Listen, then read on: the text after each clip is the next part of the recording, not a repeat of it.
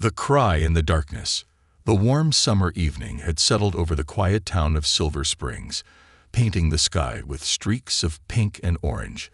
The streets were empty except for a few distant figures heading home from the local marketplace.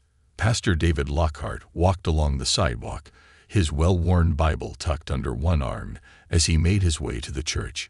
His mind was heavy with thoughts of the upcoming Sunday sermon, and he barely noticed the world around him. That was until he heard it, a faint, desperate cry. He stopped in his tracks, his heart pounding.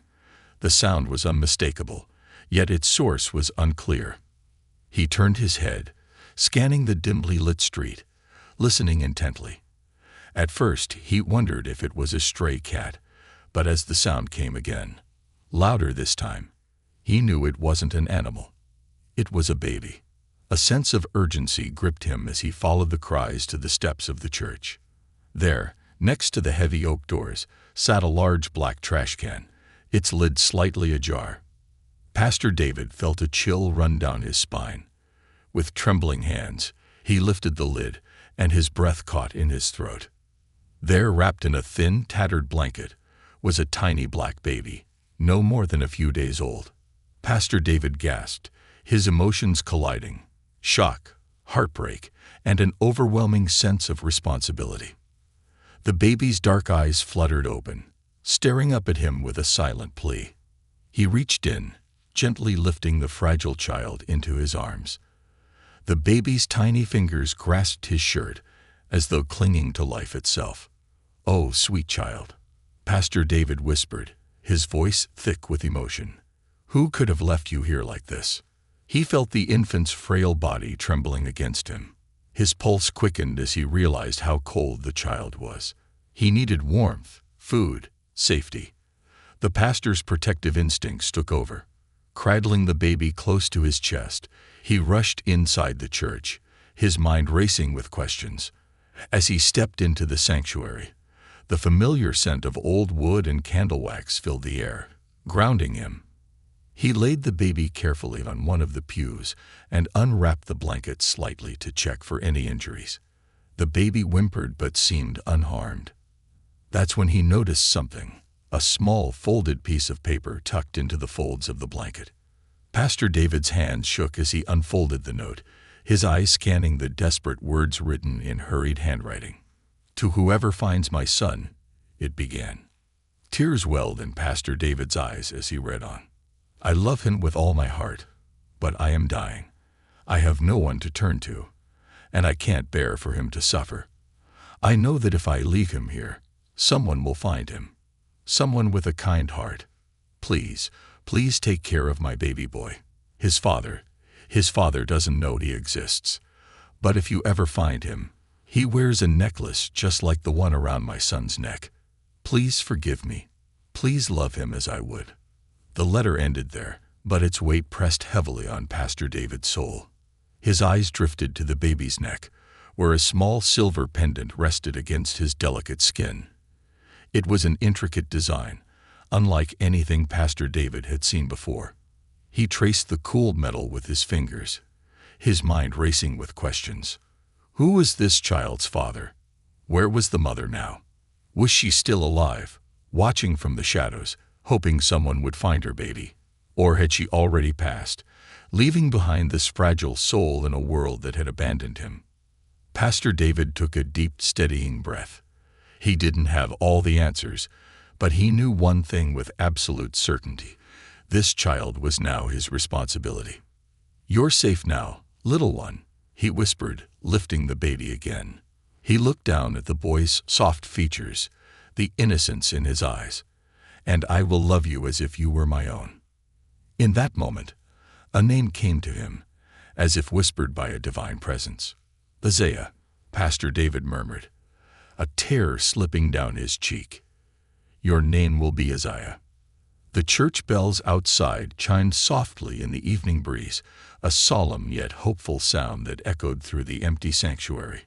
Isaiah had been abandoned, but now he had been found. The first night, Pastor David wasted no time. He wrapped Isaiah in a fresh, warm blanket from the church's donation closet and carried him across town to his modest home. The house was small but cozy, its walls lined with books and photographs of church events spanning decades. As soon as he stepped inside, he grabbed the old cradle that had belonged to his late sister's children and placed it beside his bed. He carefully laid Isaiah down, watching as the baby's chest rose and fell with each tiny breath. Then he collapsed into the chair beside the cradle, running a hand down his face. What now? Raising a child was no small task, especially for a man who had devoted his life to the church. But there was no hesitation in his heart. This was his calling. As he watched Isaiah sleep, he thought about the letter again. His mind returned to the mysterious silver necklace and the father who supposedly didn't know his son existed. He resolved to find answers, one day. But for now, Isaiah needed him. He needed love. He needed a family, and Pastor David would be that family.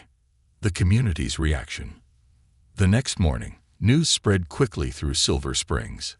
A baby, abandoned, helpless, found in a trash can beside the church. By midday, the church was bustling with visitors, all eager to see the child Pastor David had taken in. Mrs. Johnson, an elderly woman from the congregation, arrived first, her weathered hands reaching out to touch Isaiah's tiny fingers. "Oh, Pastor," she said, shaking her head, "God sent this child to you." Others followed, donating baby clothes, formula, and cribs. The town rallied around Isaiah as if he had been born into their own families. Pastor David was overwhelmed by the outpouring of love, but he couldn't shake the unease that lingered at the back of his mind. There was still so much he didn't know. That night, as he held Isaiah close, he found himself once again tracing the necklace. "Who are you?" he wondered. "Who left you behind? And why?" The answers lay in the past. But for now, the future was all that mattered. Isaiah had a home. He had a father. And he would never be abandoned again. The boy who brought light. The days after Isaiah's arrival were a whirlwind of changes for Pastor David. His quiet, predictable life had transformed overnight into one filled with sleepless nights, endless diaper changes, and the tiny, fragile cries of the child who now depended on him for everything. He wasn't alone, though. The town of Silver Springs, a tight-knit community of kind-hearted people, had embraced Isaiah as one of their own. They arrived in droves, arms laden with baby supplies, home-cooked meals, and words of encouragement. Even the local grocery store owner, Mr. Thompson, insisted on donating fresh milk and baby food every week. "This little one is special, Pastor," he had said, handing over a basket of supplies. "You don't find a child in a trash can without God having a plan for him." Pastor David smiled, though his heart remained heavy. He couldn't help but wonder what that plan was. Each night, after the church doors had closed and the town had settled into silence, Pastor David would sit in his chair beside Isaiah's crib, watching the baby sleep. He would stroke the tiny silver pendant around the boy's neck, tracing its intricate details, and whisper questions into the darkness. "Who are you, little one?" he would ask. "Who left you behind? And why?" The questions haunted him, lingering in the back of his mind as the months passed. But no answers came. Instead, Isaiah grew. By the time he was a year old, the little boy had brought an unexplainable joy into Pastor David's life. His laughter filled the once quiet church, his tiny footsteps echoing against the wooden floors as he toddled through the pews. His infectious energy breathed new life into the congregation, drawing people in ways even the most moving sermons never had. Isaiah wasn't just loved, he was cherished. By his 3rd birthday, Isaiah had developed a habit of running to the front of the church after every service, his small arms outstretched as he climbed into Pastor David's lap. It became a Sunday tradition, one the congregation had grown fond of. One particular Sunday morning, after a sermon about the power of faith, Isaiah clambered onto Pastor David's lap, his bright brown eyes shining. "Papa," he said, his little voice clear and full of certainty. Pastor David froze.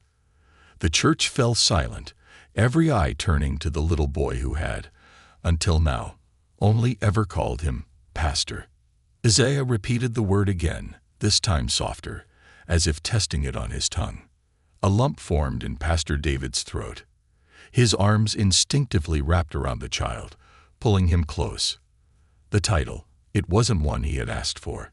It wasn't one he had expected. But in that moment, he realized it was one he had earned.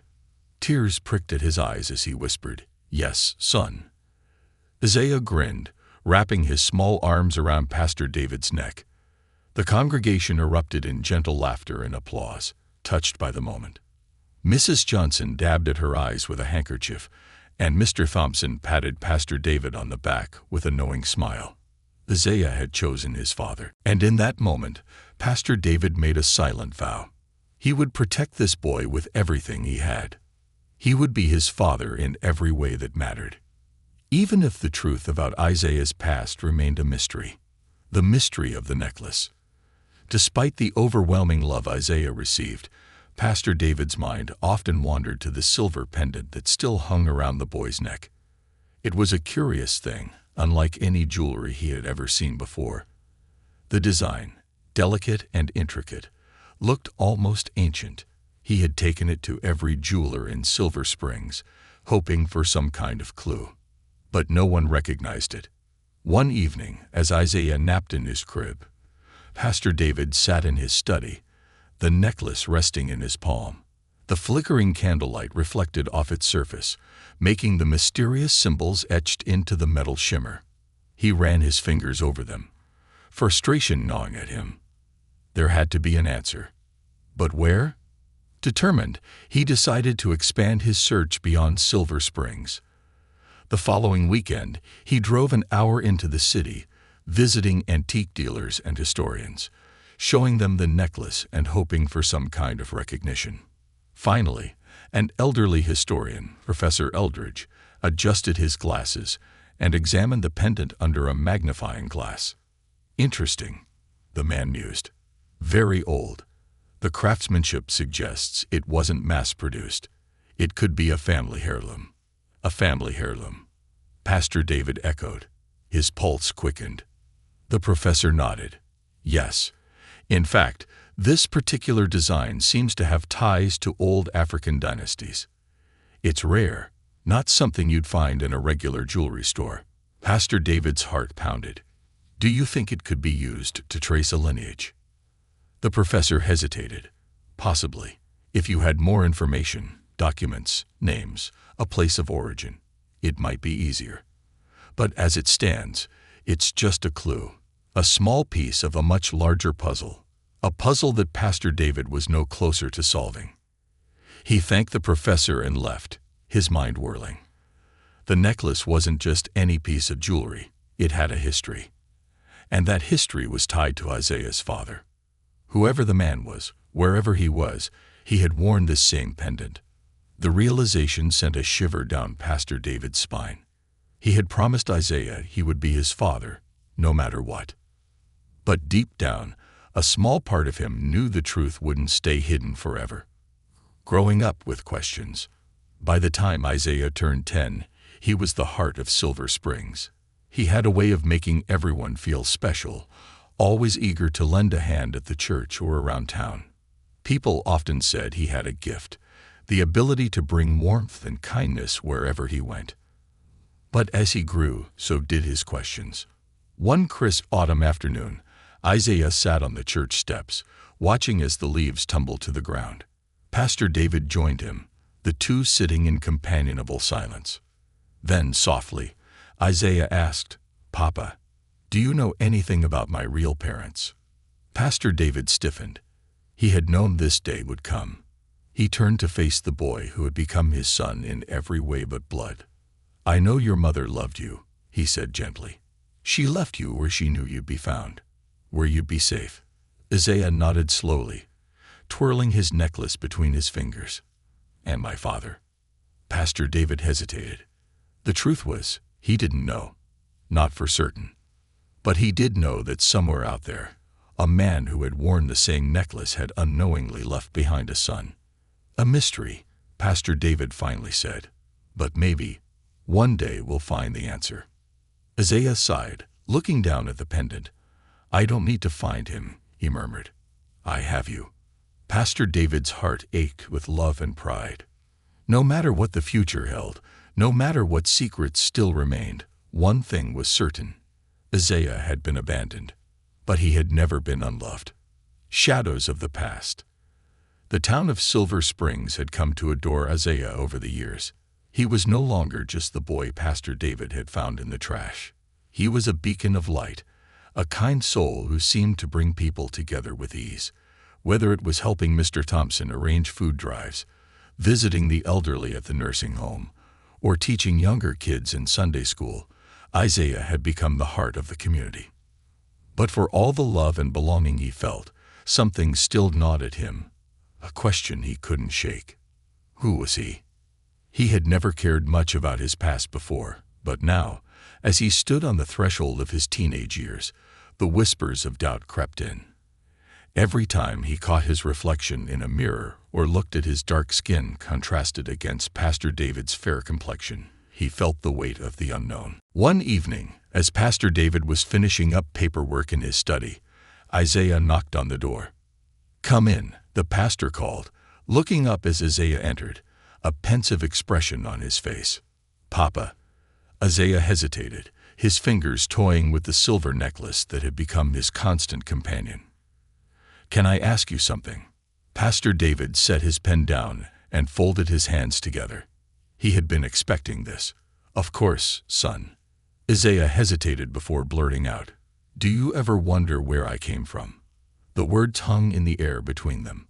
Pastor David exhaled slowly, his heart aching at the uncertainty in Isaiah's voice.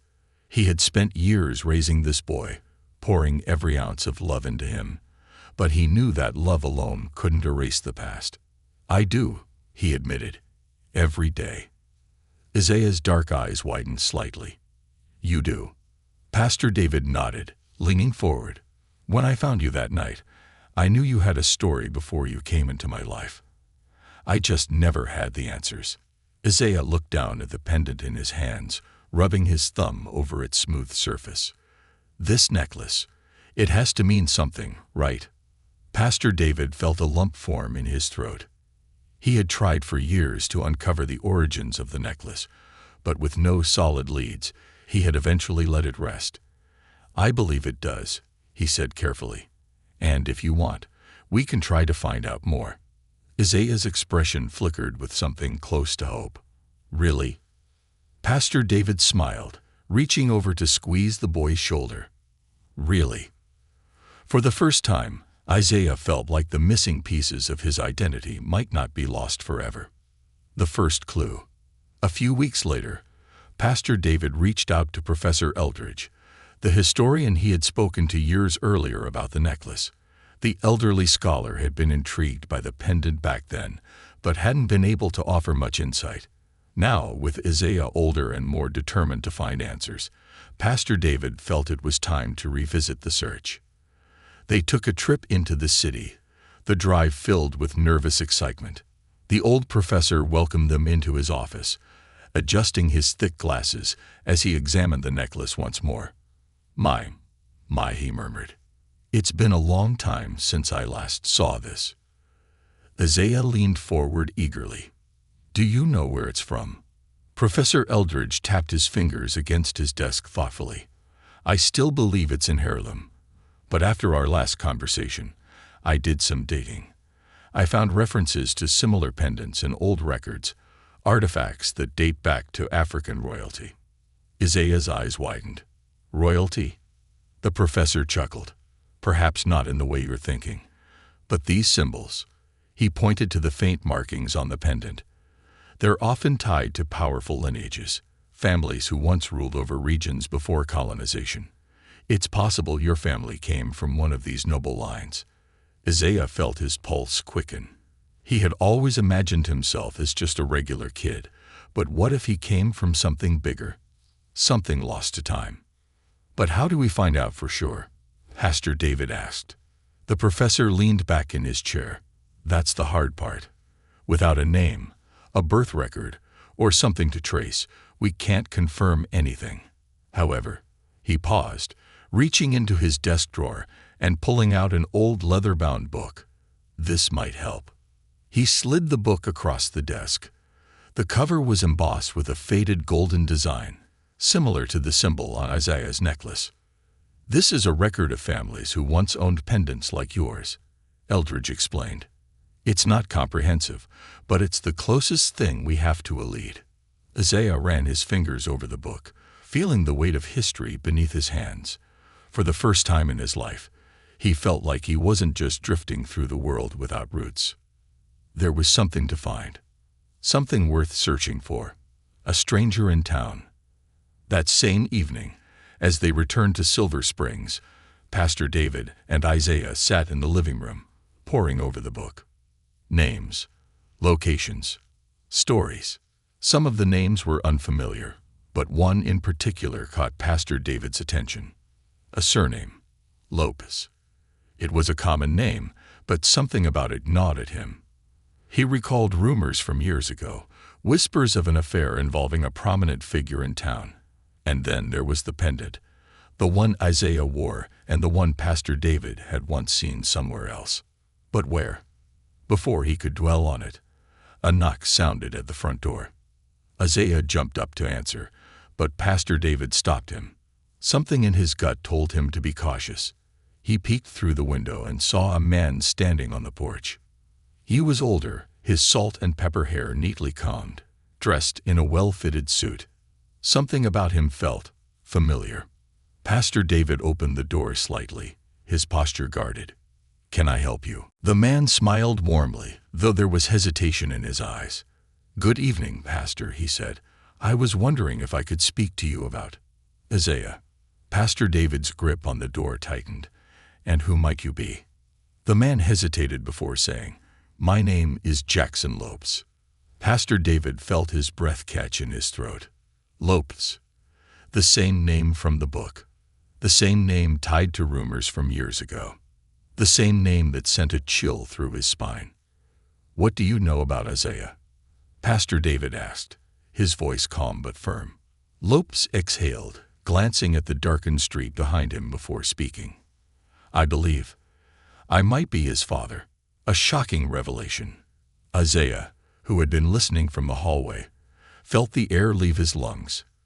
His father. His legs felt like they might give out. He had spent his whole life wondering about this man, imagining different possibilities. And now, here he was, a stranger standing on their porch, claiming to be something Isaiah had always dreamed of, but never expected. Pastor David stepped outside, closing the door behind him. "You don't get to walk in here after all these years and make a claim like that." Lopes nodded, rubbing the back of his neck. "I don't expect you to trust me. I don't even expect Isaiah to believe me. But I can explain." Pastor David's mind raced. Could this be the missing piece of the puzzle? And if so, what did it mean for Isaiah? Inside, Isaiah pressed his forehead against the door, his heart pounding. Everything he had ever known was about to change. But was he ready for the truth? Truths and consequences. The weight of the revelation hung in the air like an oppressive storm cloud, thick and heavy with unspoken emotions. The man on the doorstep, Jackson Lopes, stood with an uneasy posture, his gaze shifting between Pastor David and the door behind which Isaiah stood, unseen but listening. For years, Isaiah had been an orphan in search of a story, a name, an answer. And now, standing on the other side of that door, was the man claiming to be his father. Pastor David crossed his arms, his expression unreadable. You can't just show up after all these years and expect to be welcomed with open arms. Lopes exhaled sharply, nodding as though he had expected resistance. "I know, and I don't blame you." His voice was strained, a quiet battle of regret and guilt woven into his words. "But I didn't know about him." Pastor David's jaw clenched. He had raised Isaiah since he was a helpless infant, loved him as if he were his own flesh and blood. He had been there for scraped knees, bedtime stories, school plays, things no real father had shown up for. And now, here was this man, an apparent stranger, claiming a title that had never been his. "You expect me to believe that?" Pastor David asked, his voice firm. "You're telling me you had no idea?" Lopes ran a hand through his salt and pepper hair. "I swear it." He looked away, as if ashamed of his own ignorance. "Years ago, I was involved with a woman. It was brief, and when it ended, I moved on. I had no idea she was pregnant." Pastor David's eyes flickered with something unreadable. He had read the letter Isaiah's mother had left, her heartbreaking plea for someone to care for her child. And she had mentioned the father, that he never knew. Lopes continued, his voice breaking slightly. "If I had known, I would have done something." He swallowed hard. "I would have looked for him." The words should have been comforting, but they weren't. Behind the door, Isaiah felt the world around him blur. His heart pounded in his chest like a war drum, drowning out everything else. For years, he had dreamed of this moment. He had wondered if his father was a kind man, if he was out there searching for him, if they would one day be reunited like the stories in books. But this wasn't a book. This was real. And in reality, his father hadn't been looking for him. In reality, his father had forgotten his mother. Forgotten him. Isaiah's fingers tightened around the pendant hanging from his neck, the only connection he had ever had to his origins. The truth, as it turned out, wasn't some grand reunion filled with tears and embraces. It was messy. It was complicated. And it hurt. With trembling hands, he opened the door. Lopes's breath caught as he saw him for the first time. Isaiah. A young man now tall, with deep brown eyes, and an expression that reminded him of someone he had once loved, but had let slip through his fingers. Isaiah met his gaze, his fingers clenching into fists. "Are you really my father?" Lopes swallowed. I believe so." The words hit Isaiah like a physical blow. "Believe so, not know so." A sharp, bitter laugh bubbled up in his throat, but he swallowed it down. "And now that you believe so, what? You want to play catch in the backyard? Go to a baseball game? Make up for 18 years with a handshake?" Lopes winced at the bitterness in Isaiah's voice, but he didn't shy away from it. He nodded slowly. "No, I know I can't erase the past. I wanted to meet you." Isaiah's chest felt tight, as if the air had been sucked out of the world around him. He had spent his whole life wondering about this man, and now that he was here, it felt empty. Pastor David, sensing the storm brewing inside Isaiah, placed a hand on his shoulder. "You don't have to do this now, son." "Son." Isaiah's throat tightened. Pastor David had always called him that, and it had always felt right. But now, with his biological father standing in front of him, the word felt different. "I need time," Isaiah finally said, his voice quiet but firm. "I need time to think." Lopes nodded, his eyes heavy with emotions. "Of course." Isaiah turned and walked away, his mind swirling with questions he wasn't sure he wanted the answers to. The aftermath. That night, Isaiah lay awake in bed, staring at the ceiling, his mind replaying the conversation over and over. His father. The words felt foreign, unreal. A part of him wanted to forget the whole thing. He had lived his entire life without this man. Why should he let him in now? Why should he care? And yet, deep down, he did care. It made him angry. He wanted to hate Lopes, wanted to scream at him for never being there, wanted to tell him that he wasn't his father. Pastor David was. But something in him, something small, fragile, wanted to know more. Not just about Lopes, but about his mother. What had she been like? Had she loved him? Had she thought of him in her final days? And what about his father's side of the family? Did he have grandparents? Siblings? A history? The questions gnawed at him until the weight of exhaustion finally pulled him into a restless sleep. A reckoning. The next morning, Isaiah found Pastor David sitting at the kitchen table, sipping his coffee. "You're up early," the pastor said, setting down his mug. Isaiah sat across from him, his fingers drumming against the table. I need to know more. Pastor David studied him carefully. About my mom, Isaiah said. About where I come from. About why she left me. Pastor David exhaled slowly. I can tell you what I know, but I don't have all the answers. Isaiah nodded. Then help me find them. Pastor David smiled, pride swelling in his chest. I will, son. We'll figure this out together. For the first time since learning the truth, Isaiah felt like he had some control over his own story. He didn't know what lay ahead. He didn't know if he could ever forgive Lopez. But he knew one thing. This journey wasn't over. It was just beginning. The days that followed were filled with a quiet tension that neither Pastor David nor Isaiah knew how to break.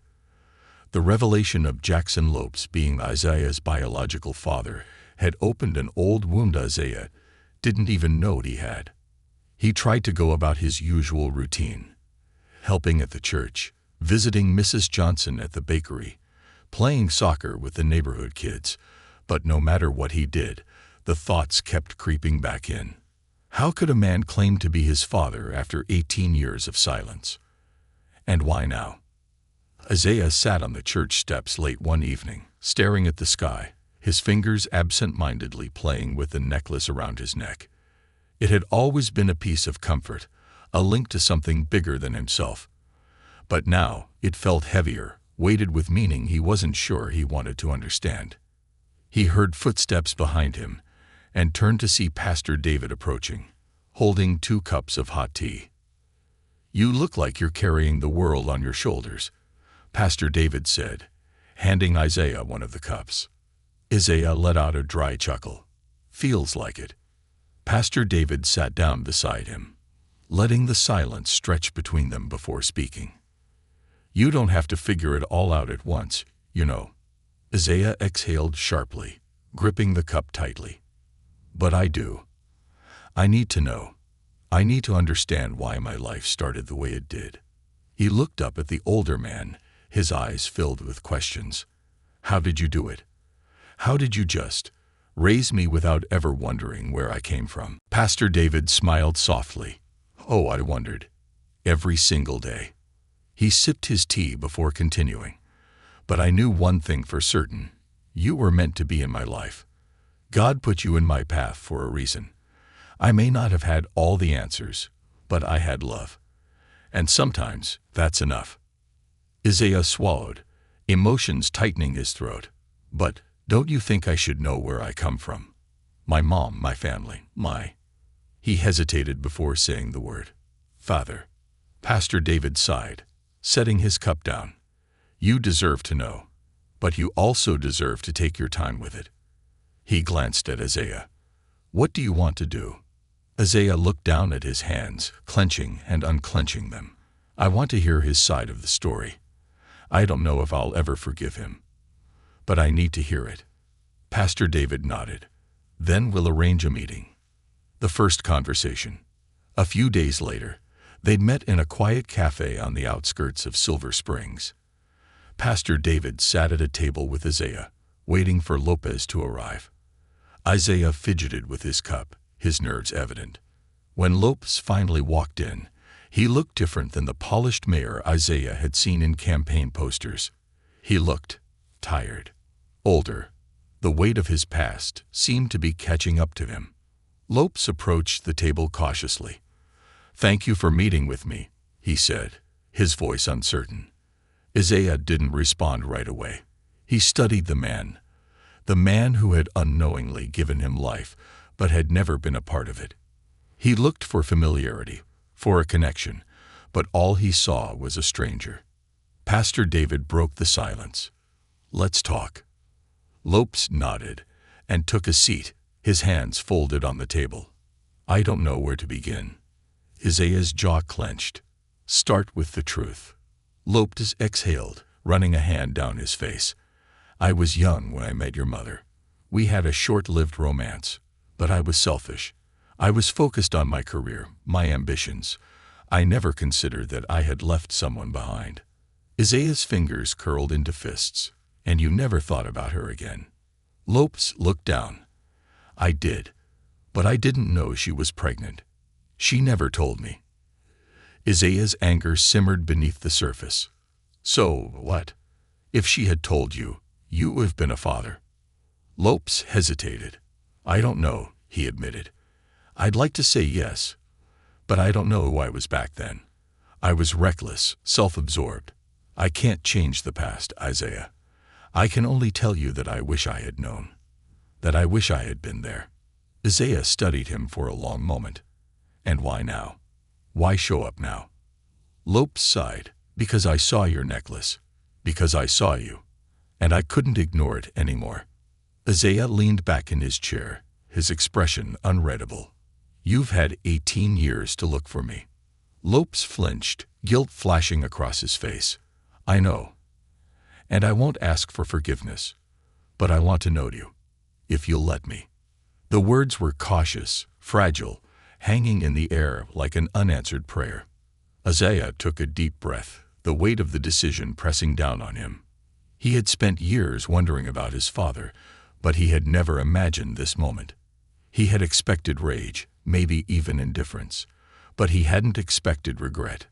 Finally, he spoke. I don't know if I can forgive you. He met Lopes's gaze, his own filled with pain. But I do want to know about my mother. Lopes's face softened. She was kind, he said, his voice thick with emotion. And strong. She would have loved you more than anything. Isaiah swallowed hard. Then tell me everything. And so, Lopes did. He spoke about the woman who had brought Isaiah into the world, about her laughter, her resilience, the way she always put others before herself. Isaiah drank in every word, holding on to every detail. By the time the conversation ended, there were no clear answers about the future.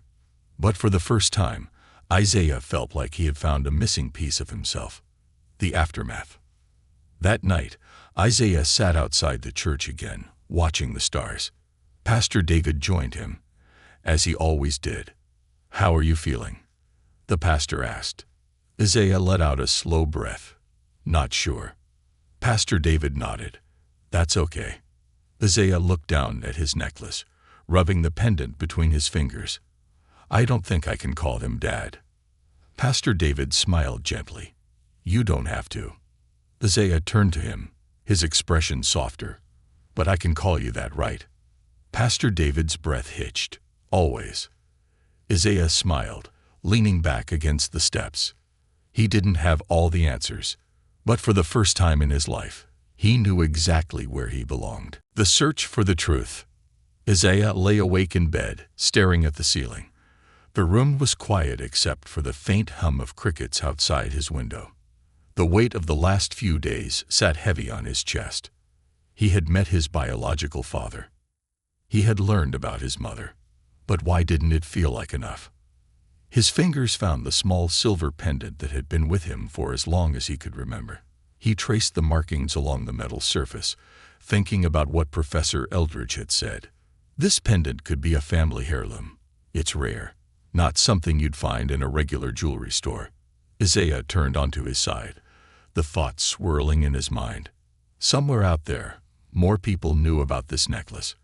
Somewhere out there, someone knew exactly where it came from. But could he find them? Could he finally get the answers that had been denied to him his whole life? Sitting up, he made a decision. He wasn't just going to accept half of the truth.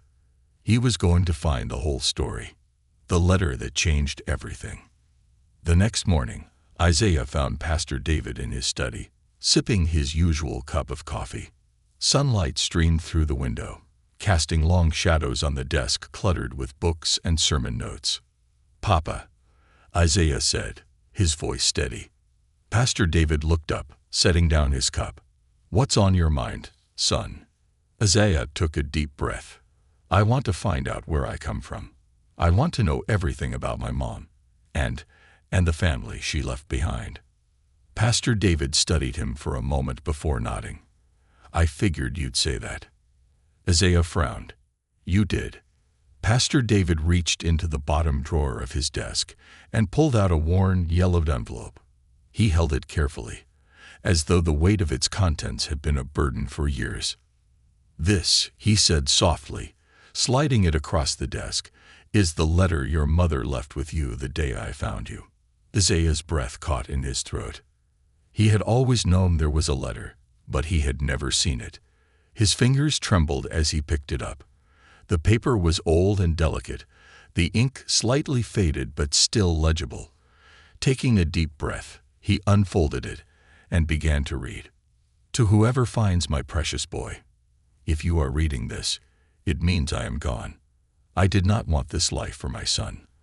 I wanted him to be loved, to be safe, to have a chance that I could never give him. His father does not know he exists. He cannot. He comes from a family that would never accept him.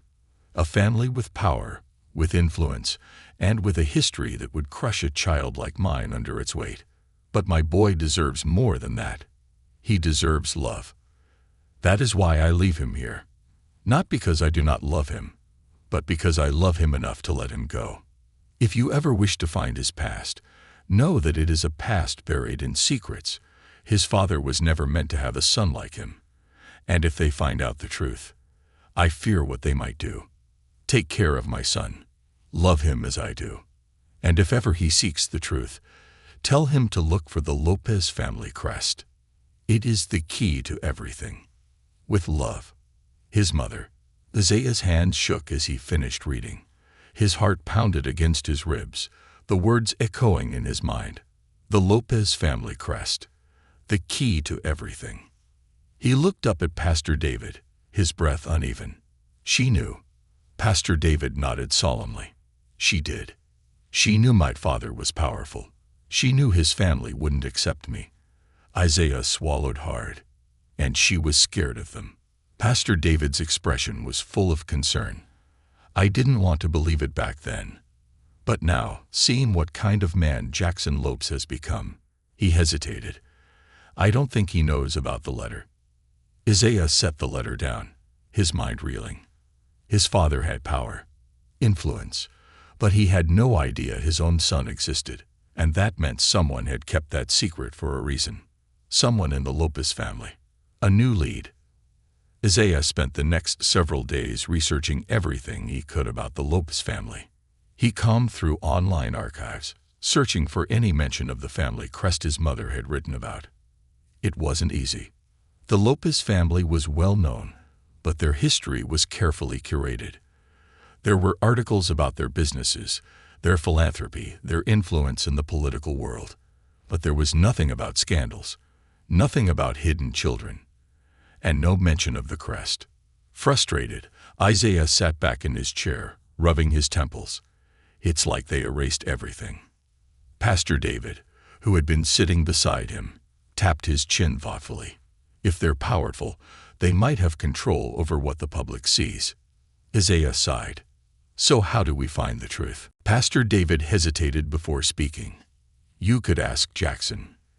Isaiah stiffened. The idea of going to his biological father for help made his stomach twist. But what choice did he have? If he wanted answers, he would have to go straight to the source. Confronting the past, Isaiah stood outside the Silver Springs mayor's office, his heart pounding. This was a terrible idea. But he couldn't turn back now. Taking a deep breath, he stepped inside.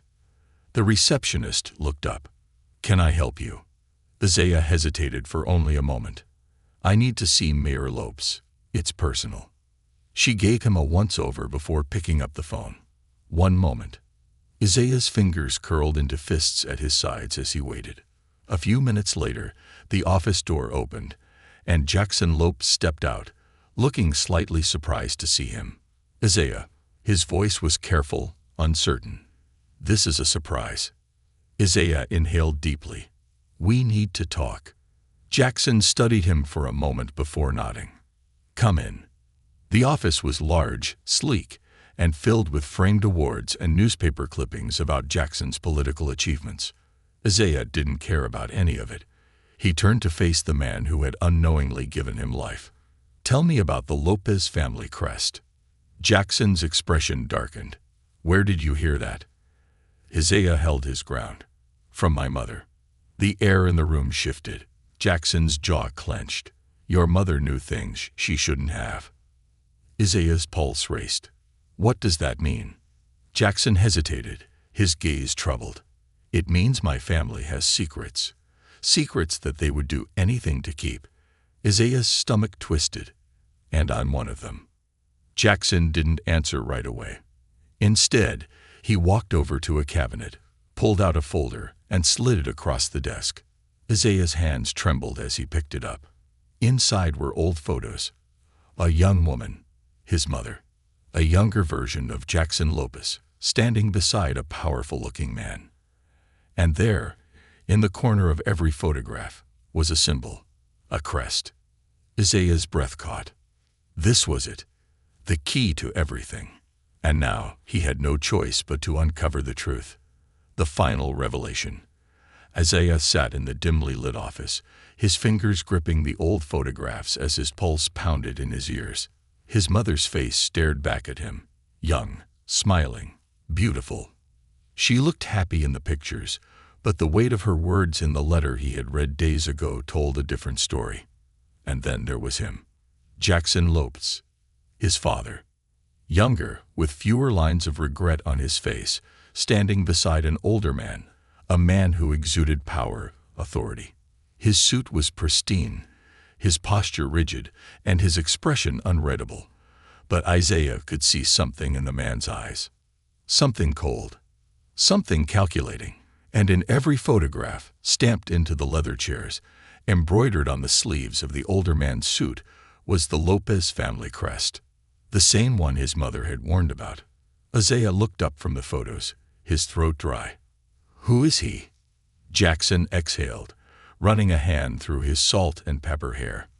That's my father, he said quietly. Your grandfather. Isaiah's breath hitched. He had never once considered the idea of grandparents. The thought of family, blood family, existing somewhere out there had always seemed impossible. But now he wasn't just discovering them. He was discovering their secrets. He was a powerful man, Jackson continued, and ruthless. He built our family name on business, politics, and wealth, but never emotion, never compassion. He leaned forward, his hands clasped together. He had rules. Rules about the Lopez name. Rules about what was acceptable. Isaiah swallowed, the weight of understanding settling over him like a heavy fog. And I wasn't. Jackson's eyes flickered with something. Shame, regret, sorrow. I didn't know about you, Isaiah. But if I had. He hesitated. I know now that my father would have done anything to keep your existence a secret. A chill ran down Isaiah's spine. What do you mean? Jackson sighed, rubbing his temples. My father had a reputation to uphold. He wanted control over everything. The family legacy, my career, even my personal life. If he had known about you, he wouldn't have allowed you to exist. Isaiah's stomach churned. Are you saying? Jackson's gaze darkened. I'm saying your mother was right to keep you hidden. He leaned back in his chair, his voice grave. She knew my father would have erased every trace of you. He wouldn't have just disowned you, Isaiah. He would have made sure you were never found. Isaiah's heart pounded. The truth, the raw, unfiltered truth, made his hands tremble. His mother hadn't just abandoned him. She had saved him. Varied secrets. Pastor David sat on the church pew later that evening, staring at the flickering candlelight as Isaiah paced in front of him. So, my grandfather is some kind of... Isaiah struggled for the words. Power-hungry sociopath who would have rather erased me than acknowledged me. Pastor David sighed. I don't know if I'd use those exact words, but it does seem like your mother feared him for a reason. Isaiah ran a hand over his face. And my dad. He stopped, shaking his head. I mean Jackson. He never even knew. And now that he does, he acts like he wants to make things right. But what does that even mean? Pastor David leaned forward. What do you want it to mean, son? Isaiah let out a bitter laugh. That's the problem. I don't know. Pastor David was quiet for a long moment. Then he asked, do you think he's lying? Isaiah considered the question. No, he admitted. I don't think so. I saw the way he reacted when I mentioned my mom's name. He didn't fake that guilt. He really didn't know. Pastor David nodded. Then maybe the question isn't what Jackson wants. Maybe the question is, what do you want from him? Isaiah stopped pacing, his hands resting on his hips. I don't know if I can ever call him Dad. He looked down, his voice quieter. But I don't know if I want to shut him out either. Pastor David smiled softly. You're allowed to take your time with this, Isaiah. You're allowed to figure things out at your own pace. Isaiah nodded slowly. Yeah, I think I just need to see where this goes. Pastor David placed a hand on his shoulder. And whatever happens, just know this. You have a home here. No matter what. Isaiah felt warmth loom in his chest. I know. And for the first time in a long time, he truly believed it. A meeting with the past. A week later, Isaiah stood outside a grand estate on the outskirts of town. The mansion loomed before him. White pillars, perfectly trimmed hedges, iron gates that looked more like barriers than decoration. This was the Lopez estate, and inside was the man who had tried to erase him before he even had a chance to exist. Jackson had arranged the meeting. He had warned Isaiah that his grandfather, Victor Lopes, was not a man of warmth. He had made it clear that this conversation might not go well. Isaiah didn't care. He needed to see the man for himself. He needed to face his past. The butler led him through the marble hallways, past towering paintings of Lopes' ancestors, each one staring down at him as if questioning why he was here. Finally, the doors to the study opened. And there he was. Victor Lopes. His hair was white now, his suit still pristine, his posture still rigid. But his eyes, sharp, calculating, held no warmth. Isaiah took a deep breath. We need to talk. Victor studied him for a moment before speaking. His voice was deep, steady, and utterly unimpressed. About what? Isaiah clenched his fists. About why my mother had to run. About why you would have rather erased me than acknowledged me. Victor leaned back in his chair, his fingers tapping against the polished wood of his desk. Your mother, he said slowly, was a mistake. Isaiah's blood boiled. You mean she didn't fit your image of what a Lopes should be? Victor's eyes gleamed with something unreadable. She was weak, and weak people have no place in this family. Isaiah stepped forward. And what about me? His voice shook with controlled rage. Am I weak? Victor smiled, a slow, deliberate expression that sent chills down Isaiah's spine. No, he said, you are a problem. Isaiah's breath caught, but he didn't back down. Not anymore, he said firmly. I know the truth now, and I'm not afraid of you. Victor's smile didn't waver. You should be. Isaiah stared at him, heart pounding. Then he turned and walked away. He had come for answers, and he had gotten them. But he had also learned something else. He wasn't just fighting for his past. He was fighting for his future, and no matter what Victor Lopes thought, Isaiah wasn't going to disappear. Not now. Not ever. Epilogue. A new beginning. Months passed. Isaiah found himself learning more about his mother through old letters, piecing together the life she had left behind. Jackson Lopes, his father, remained in his life, slowly, cautiously rebuilding a relationship that had never existed before. And Pastor David. He remained his father in every way that mattered. Isaiah still didn't have all the answers, but he had something better. A place to belong. A future of his own making. And the strength to stand tall, not as the boy who was abandoned, but as the boy who chose to rise.